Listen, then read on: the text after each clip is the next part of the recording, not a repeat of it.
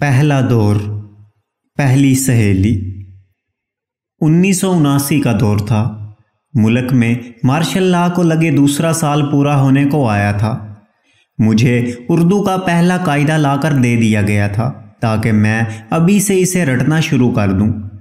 میں یعنی عباد خان عرف عادی اپنے گھر میں سب سے چھوٹا تھا اور مجھ سے 2 سال بڑی امارہ اور پھر اس سے 2 سال بڑے فاران بھیا تھے، جنہیں سب پیار سے فاری کہتے تھے، لیکن میرے لیے وہ بڑے بھیا تھے۔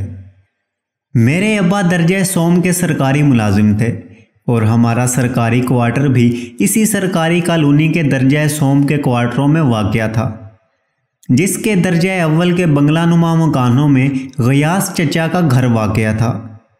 دراصل ہمارا محلہ کافی وسیع تھا اور اس میں محکمے کی درجہ بندی کے حساب سے محکمے کے اعلیٰ درجے کے افسروں سے لے کر درجہ سوم کے ملازمین تک مکانات کو بھی 3 درجہ بندیوں میں تقسیم کر دیا گیا تھا۔ یوں ایک ہی کالونی کے وسیع کمپاؤنڈ کی 4 دیواری کے اندر دراصل 3 محلے آباد تھے۔ کالونی میں داخلے کا راستہ ایک واحد اور بڑے پھاٹک نما گیٹ سے ہو کر گزرتا تھا اور اس راستے پر پہلی 3 قطاریں درجہ سوم کے ملازمین کی تھیں، پھر درجہ دوم اور پھر درجہ اول کے افسران کی باری آتی تھی۔ بہرحال ہم سارے محلے کے بچے ایسی کسی بھی درجہ بندی سے قطعاً آزاد تھے اور ہم سب بلا کسی روک ٹوک اور دھڑلے سے محلے کے سبھی گھروں میں کودا پھاندی کرتے پائے جاتے تھے۔ غیاث چچا، جن کا پورا نام غیاث الدین تھا، میرے ابا کے دور پار کے کسی رشتے سے چچا زاد بھی لگتے تھے اور وجیہہ ان کی اکلوتی اور بے حد لاڈلی بیٹی کا نام تھا، جو ہم سب چھوٹے بچوں کی وجو آپی تھی۔ مجھے اچھی طرح یاد ہے کہ جس دن مجھے پہلی جماعت میں داخل کرایا گیا تھا، اسی دن وجو اپنی سفید فراق اور بالوں میں سرخ ریبن باندھے 8ویں جماعت میں بیٹھ چکی تھی۔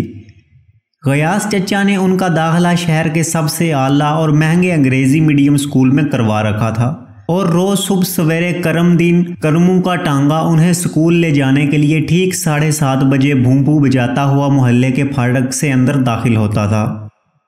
حالانکہ ہمارے محلے میں وجو آپی کی ہم عمر یا ان سے 1 آدھ سال بڑی یا چھوٹی اور بھی بہت سی آپیاں موجود تھیں، لیکن ان سب میں میری سب سے پسندیدہ وجو آپی ہی تھیں اور میں صرف انہی کے کام بھاگ بھاگ کر کیا کرتا تھا۔ ہمارے محلے کے بڑے میدان میں جو دوسرے اور پہلے درجے کے مکانوں کے بیچ میں پڑتا تھا، سرے شام ہی مختلف پھیری اور ٹھیلے والے جمع ہو جاتے تھے اور جیسے ہی وجو آپی کو کسی بھی چیز کی ضرورت ہوتی یا کچھ بھی منگوانا ہوتا تو عادی میاں یعنی میں بھاگ کر انہیں وہ چیز مہیا کرنے میں سرے فہرست ہوتا تھا۔ کبھی میں فالسے والے کی پتوں کی ٹوکری لیے وجو کے صحن میں پہنچا رہا ہوتا کہ وہ ٹوکری میں سے اچھے اور تازہ فالسے چھانٹ لیں، تو کبھی برف ملائی والے سے کلفیاں یا گولے گنڈے والے سے برف کے گولے پر ان کے پسندیدہ رنگ دار شربت ڈلوا کر ان کے گھر کی جانب دوڑا جا رہا ہوتا تھا۔ لیکن یہ سب کچھ تبھی ہوتا جب غیاث چچا گھر پر نہیں ہوتے تھے یا اپنے مطالعے کے کمرے میں بند ہو کر مطالعہ کر رہے ہوتے تھے، کیونکہ ان کی موجودگی میں ان تمام چیزوں کی رسد وجو آپی تک پہنچانا بہت مشکل ہو جاتا تھا۔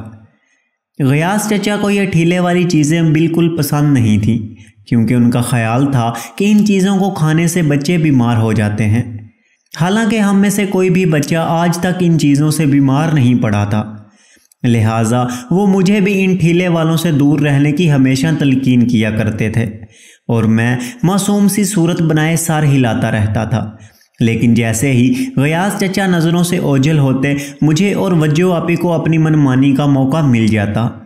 ایسے میں وجو آپی کی اماں یعنی سکینہ خالہ ہم دونوں کو روکتی ہی رہ جاتی اور ہم تب تک سارے فالسے، جامن، بیر یا رس بھری کی ٹوکری چٹ پٹ کر چکے ہوتے تھے۔ ویسے بھی سکینہ خالہ بہت نرم دل تھی اور وجو سے تو آج تک انہوں نے اونچے لہجے میں کبھی کوئی بات نہ کی تھی، لہٰذا ایسے میں اگر غیاث چچا کہیں سرکاری دورے پر 2-4 دنوں کے لیے کہیں شہر سے باہر چلے جاتے تو میری اور وجو کی تو چاندی ہو جاتی۔ तब वजो मेरे ज़रिए ठेले वाले को बिल्कुल अपने घर के दरवाजे के सामने बुलवा लेती, और अगर कोई छोटी फेरी या टोकरी वाला होता तो वो टोकरी समेत घर के बड़े सहन में मौजूद होता, और हम दोनों इत्मीनान से और बड़े शहाना अंदाज में उसका माल उड़ाए जाते, और सकीना खाला अरे अरे करती रह जाती। वज्जो आपी के घर का एक किरदार फजलू बाबा भी थे, जिनका असल नाम तो फजल दीन था, लेकिन वक़्त के साथ साथ फजलू बाबा बनकर रह गए थे। वो गयास चचा के कुंवारेपन के दौर की यादगार थे, और उनकी महकमे में पहली तैनाती के वक़्त से उनके साथ ही थे। तब गयास चचा ने मजबूरन किसी दूसरे शहर में तैनात होने के बाद उन्हें आर्जी तौर पर अपने घर के कामकाज के लिए भर्ती किया था, लेकिन तब से वो गयास चचा के ही होकर रह गए थे। गयास चचा पिछले 30 सालों से जहाँ भी गए फजलू बाबा उनके साथ ही रहे, और अब तो वो उनके घर का एक मुस्तकिल हिस्सा बन चुके थे, और घर की पिछली जानिब बने सर्वेंट क्वार्टर में ही रहते थे। वज्जो इन्हें दुनिया में सबसे ज़्यादा प्यारी थी, और वही सबसे ज़्यादा उसके लाड भी उठाते थे। इसलिए अगर कभी गलती से मुझसे या वज्जो से कोई ठेले वाला छूट भी जाता तो वो आकर चुपके से कभी मेरे और कभी वज्जो के कान में बता देते कि बाहर भुट्टे वाला घूम रहा है, या फिर नमकीन चने और मीठे मुरमुरे वाला कुछ ही देर में यहाँ से चला जाएगा, जल्दी कर लो जो भी करना है। और दूसरे ही लम्हे मैं मोहल्ले के फाटक की तरफ उड़ा जा रहा होता था। वज्जो आपी जब स्कूल से वापस आ जाती और दोपहर को अपना स्कूल का काम लेकर बरगद के पेड़ के नीचे अपने सहन में अपना बस्ता खोलकर अपनी किताबें निकाल लेती, तब मेरा महबूब मशगला उनकी ड्राइंग की कॉपी के सफ़े पलट पलट कर सैकड़ों मरतबा पहले की देखी हुई वो तस्वीर देखना होता था जो खुद वज्जो आपी ने अपने हाथ से बनाई थी। उनकी ड्राइंग बहुत उम्दा थी, और तस्वीरों में रंग भरना तो उन्हें खूब आता था। क्या मजाल है कि एक रंग ज़रा सा भी दूसरे रंग पर चढ़ने पाए, और सच तो ये है कि वो ज़िंदगी के हर मामले में इसी कायदे और सलीके की कायल थी। उनके बस्ते में रखी किताबों की तरतीब तक उनकी नफासत की गवाह थी। जब तक मैं स्कूल में दाखिल नहीं हुआ था, मेरा तकरीबन सारा दिन ही उनके स्कूल से वापस आ जाने के बाद उन्हीं के घर में गुजरता था। फिर शाम ढले फारी भैया मुझे ढूंढते ढांढते वहां आ पहुंचते, और घर वापस ले जाते वक्त सारा रास्ता डराते रहते कि अम्मी शदीद गुस्से में हैं, और हाथ में बावर्ची खाने से बड़े वाला चिमटा लिए सहन में ही खड़ी मेरा इंतज़ार कर रही हैं। लेकिन जैसे ही मैं सहन का दरवाज़ा खोलता और अम्मी पर मेरी नज़रें पड़ती, मैं भागकर जाकर उनसे लिपट जाता, और इससे पहले कि अम्मी मुझे कुछ कहें मैं फ़ौरन फारी भैया की शिकायतें लगाना शुरू कर देता कि वो मुझे सारे रास्ते डराते और धमकाते हुए घर लेकर आए हैं।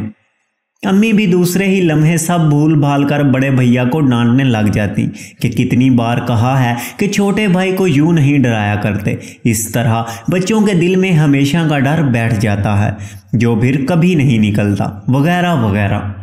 यूं हर बार मैं अम्मी की डांट से बच जाता और उनका सारा गुस्सा बड़े भैया पर निकल जाता, जो बेचारे पिछले घंटे भर से मेरी तलाश में पूरे मोहल्ले में हलकान हो रहे थे। वज्जो आपी जब अपने स्कूल का काम कर रही होती थी तो इस वक्त मेरा पसंदीदा मशगला अपनी कच्ची पक्की बनाई हुई तस्वीरों में वज्जो आपी के उनसे पानी वाले रंग लेकर उनमें रंग भरना होता था। मुझे उनके पानी वाले रंगों की डिबिया बहुत पसंद थी, जिसमें 12 रंगों की टिकियां और उसके साथ ही साफ और इस्तेमाल शुदा पानी की छोटी छोटी सिल्वर की 2 प्यालियां डबिया के अंदर ही लगी हुई थी। वज्जो साथ साथ मुझे रंग भरना भी सिखाई जाती और अपने स्कूल का काम भी ख़त्म कर लेती। मुझे रंगों का जुनून था, लेकिन ख़ुद मैं अपने महदूद जेब खर्च में बमुश्किल 50 पैसे में दस्तयाब मोमी रंगों की वो छोटी सी डिबिया ख़रीद पाता, जिसके अंदर 3 इंच की लंबाई के बराबर 12 अदद रंगीन मोमी पेंसिलें होती थीं। लेकिन वो रंग बेहद नाजुक होने की वजह से जल्द टूट जाते थे और इस्तेमाल भी बहुत तेज़ी से हो जाते थे। लिहाजा वज्जो आपी के इन कीमती पानी वालों रंगों से अपनी तस्वीरों में रंग भरना मेरे लिए एक बहुत बड़ी अय्याशी से कम नहीं था। वज्जो आपी के लिए गयास चचा हर माह डियर ब्रांड की 12 रंगीन पेंसिलों की डबिया भी लेकर आते थे। टीन की बनी हुई इस डिबिया पर काले हिरन की एक तस्वीर बनी हुई थी और हर माह ही नई डिबिया मिलने पर वज्जो अपनी पुरानी आधी इस्तेमाल शुदा पेंसिलें मेरे हवाले कर देती थी।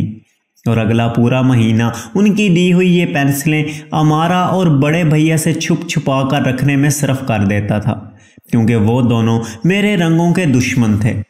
बाकी रंगों की तो खैर थी, लेकिन वज्जो के दिए हुए ये रंग मैं किसी भी कीमत पर किसी और को इस्तेमाल करता नहीं देख सकता था।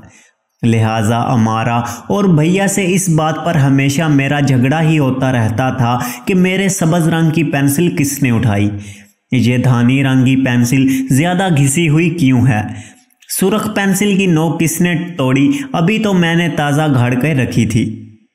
मुझे तो खुद वज्जो आपी भी किसी नाजुक रंगीन पेंसिल जैसी ही दिखती थी, तीखे और नाजुक से नकूश, गुलाबी रंगत, बड़ी बड़ी सी काली आंखें, सतवां सी नाक और गालों में पड़ने वाले 2 छोटे छोटे गड्ढे।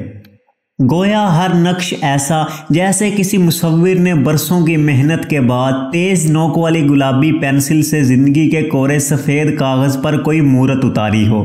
और फिर वो ज़हीन भी इतनी थी कि 5वीं जमात में ही ज़िले भर में उनकी पहली पोजीशन आई थी और उनको हुकूमत की जानिब से वजीफ़ा भी मिला था। मुझे याद है उस रोज़ गयास चचा ने वज्जो की इतनी बड़ी कामयाबी पर पूरे मोहल्ले की दावत की थी। तमाम घर को अंदर और बाहर कली फेर कर सफ़ेदी से चमकाया गया था।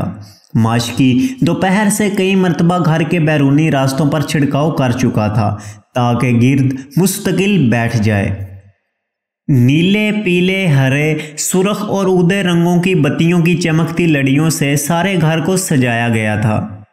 हम सारे मोहल्ले के बच्चों के लिए मैरी बिस्किट के सुर्ख चमकते टन मंगवाए गए थे, जिस पर एक घूमती हुई बच्ची की तस्वीर बनी होती थी। गयास चचा को नित नए रिकॉर्ड जमा करने का भी शौक था और उनके पास हर नई पुरानी इंडियन फिल्म के बहुत से रिकॉर्ड जमा थे।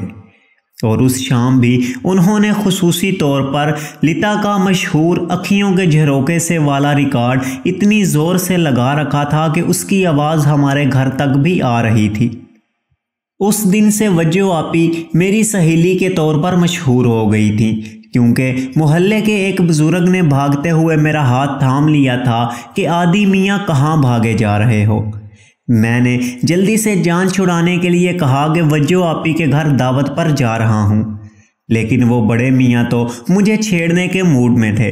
फिर पूछने लगे कि भला ये वज्जो आपी तुम्हारी कौन है।